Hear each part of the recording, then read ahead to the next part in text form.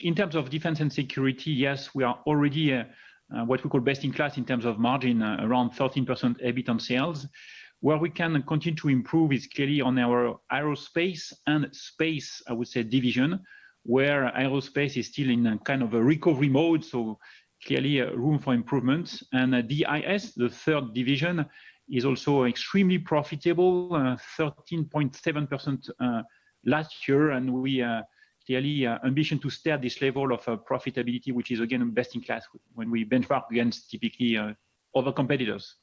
Chris, can I ask you about that space business? Because space is back. I mean, we saw, unfortunately, a failed Japanese launch earlier in the week, but clearly the fact that the Japanese now think they have to start building big rockets again to compete with the private businesses in the United States shows how seriously now countries are talking about space. Where do you think the big opportunity is? Because it's all well and good to build rockets, but increasingly the focus seems to be on offensive capability in space around satellite technology. Is this your area? Yes, indeed. We are not at all involved in the rockets. We are clearly involved in the satellites or constellations.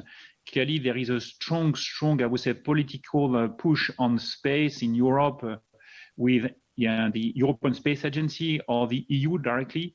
And we benefit from this with strong, I would say, tailwind in space. And the constellation will also probably be a booster in terms of growth in the years ahead of us. If you look at your relationship with the Commission and with European buyers, how happy are you with the pace at which we see decision-making in Europe? Do you feel that that is holding back your opportunity at all? Good question. We are always impatient, you know, on our side. Now Europe is Europe.